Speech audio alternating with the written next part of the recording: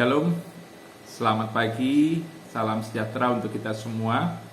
Kita akan kembali mendengarkan sapaan Sabda Tuhan di hari Kamis tanggal 6 Mei 2021. Sebelumnya mari berdoa. Ya Tuhan, kami hendak mendengarkan firman-Mu. Bimbinglah kami dengan Roh Kudus agar kami dapat mengerti firman-Mu yang akan kami baca dan dengarkan, dan kami dapat memperoleh hikmat, pengertian untuk melakukan firman Tuhan dalam kehidupan sehari-hari. Kiranya firman-Mu menjadi pelita bagi kaki kami dan terang pada jalan kami. Inilah kami anak-anak-Mu ya Tuhan. Bersabdalah kepada kami telah sedia untuk mendengarkan. Amin. Bacaan Alkitab terambil dari Hosea pasal 4 ayat 11-14 yang mengatakan, anggur dan air anggur menghilangkan daya pikir. Umatku bertanya kepada pohonnya, dan tongkatnya akan memberitahu kepadanya. Sebab roh persinahan menyesatkan mereka, dan mereka bersinah meninggalkan Allah mereka. Mereka mempersembahkan korban di puncak gunung-gunung, dan membakar korban di atas bukit-bukit, di bawah pohon besar dan pohon hawar dan pohon rimbun, sebab naungannya baik. Itulah sebabnya anak-anak-Mu perempuan bersinah dan menantu-menantu-Mu perempuan bersundal.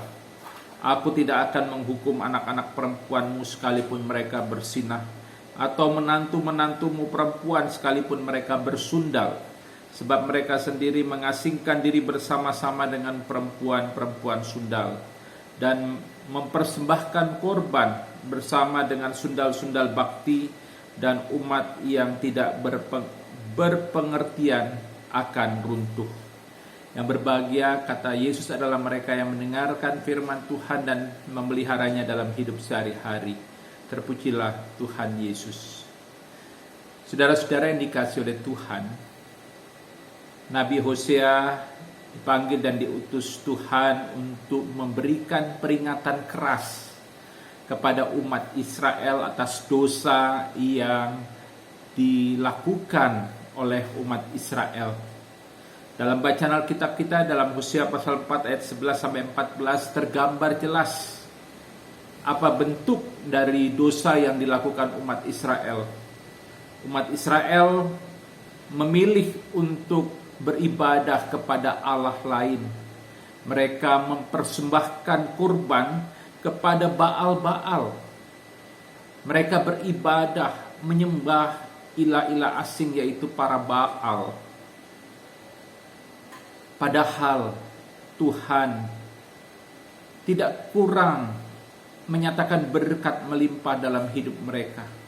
Tuhan sudah menyatakan keselamatan, tetapi umat Israel lebih memilih untuk beribadah kepada Allah lain. Dan karena itu Nabi Hosea dipanggil dan diutus Tuhan untuk memberikan peringatan kepada umat Israel bahwa umat telah melakukan perbuatan jahat di hadapan Tuhan.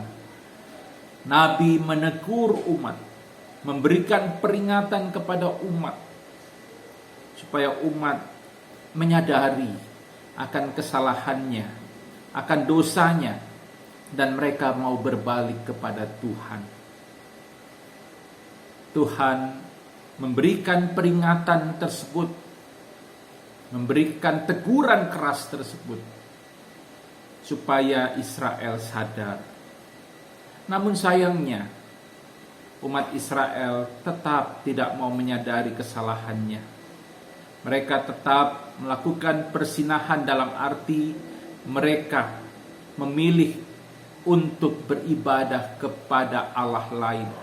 Persinahan yang dimaksud dalam kitab Hosea adalah ketika umat Israel berpaling kepada ilah-ilah asing dan mereka menyembah ilah-ilah asing. Dan dengan demikian mereka mengkhianati perjanjian dengan Tuhan. Ibu bapak dan saudara-saudara yang dikasihi oleh Tuhan, firman Tuhan hari ini mau mengingatkan kita bahwa kehidupan umat Israel yang berdosa tidak bisa ditolerir. Dan karena itu Tuhan memberikan peringatan dan teguran keras bagi umatnya. Dan dalam kehidupan kita harus juga menyadari bahwa kadang kita memberontak terhadap Tuhan. Kadang kita berlaku tidak benar di hadapan Tuhan. Dan kadang kita juga masih hidup dikuasai oleh dosa.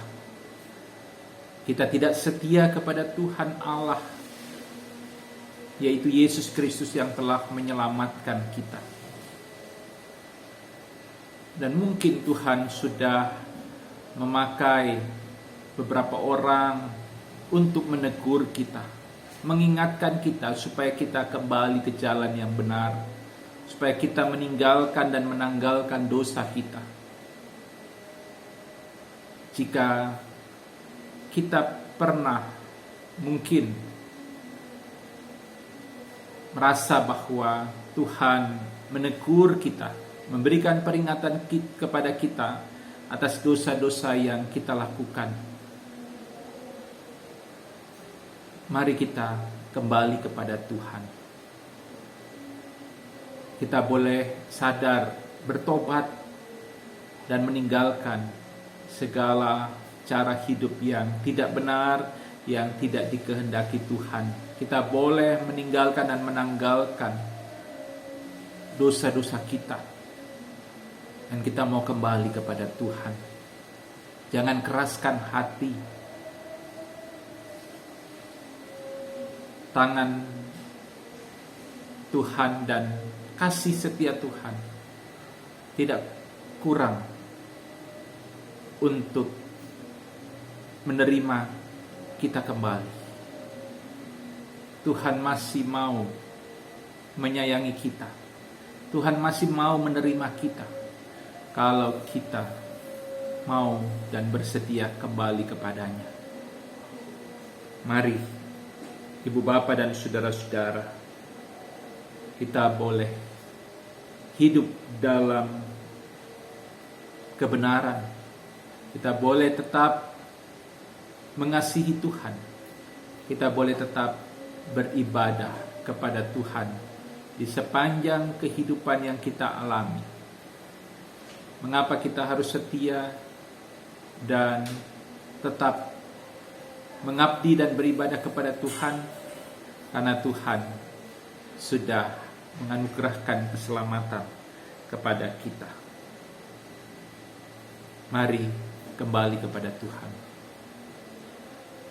Dia membuka tangannya untuk menerima dan mengampuni kita dan menganugerahkan keselamatan kepada kita.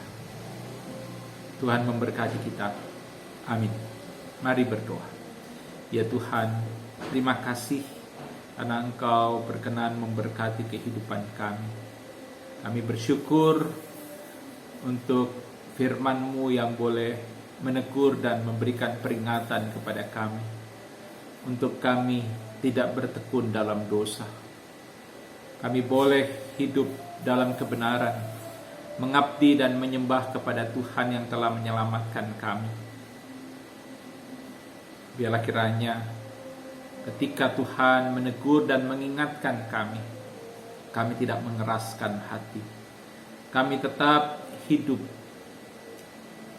dalam kebenaran-Mu, dan kami boleh kembali ke jalan-Mu ya Tuhan. Terima kasih.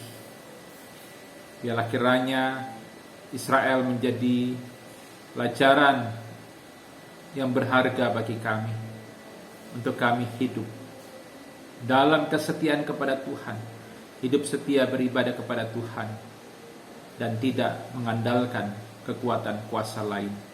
Kami boleh jadikan Tuhan sebagai satu-satunya penolong kami, penopang kami, sandaran kami, dan penyelamat kami. Inilah doa kami Doa ini kami pralaskan dalam nama Tuhan Yesus Kristus, Tuhan dan Juru Selamat kami. Amin. Tuhan Yesus memberkati kita. Shalom.